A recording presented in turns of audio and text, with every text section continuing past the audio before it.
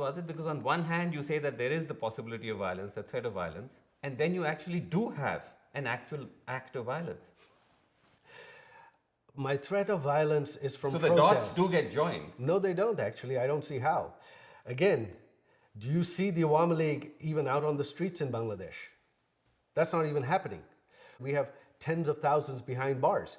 Every time we've tried to protest, they've just arrested everybody. Okay. So the Awami League is not involved in any violence whatsoever. Our campaign now is asking people not to vote in these rigged elections. That's what we're doing.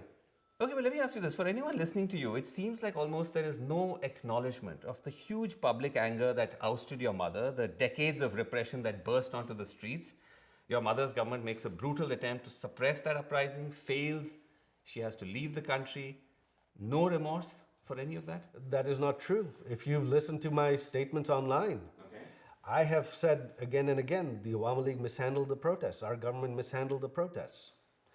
Isn't mishandling a mild word for the killings of hundreds and hundreds of mainly unarmed protesters by the security forces ordered by your mother?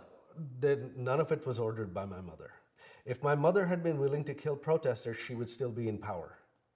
You look at what's happening in Iran right now. Are they able to do anything? No. My mother's statement. Yes.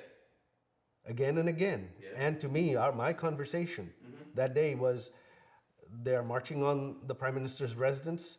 Our special security force and the Prime Minister's guards are ready to defend her. But if that happens, hundreds will die. I don't want their blood on my hands.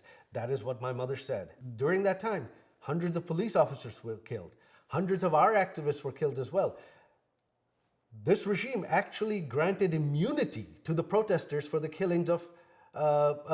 Let's stay away from this regime for a second, because when you say your mother didn't give the instructions, you saw the Al Jazeera reporting on it, the BBC reporting on it, the recordings that were there. Yes, if I can just finish, where your mother can be heard saying she's cleared the use of lethal force against the protesters. She says, I've issued an open order. Now they will use lethal weapons, shoot wherever they find them. No, that is actually, both Al Jazeera and BBC have taken that clip out of context.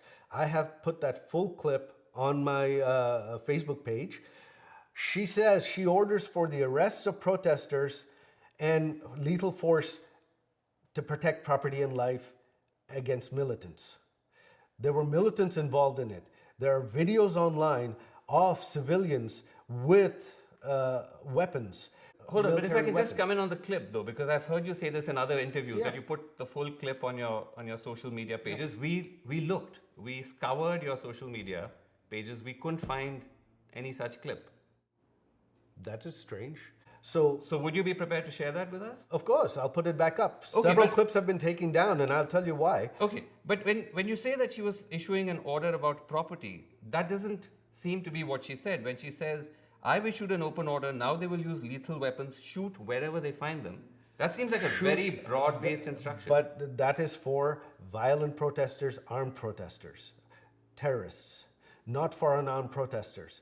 Now, so in any country, would the government, what happens if there are armed protesters shooting at people and shooting at police? What would they do? So, Mr. Wazeb, you talk about armed protesters, you talk about terrorists.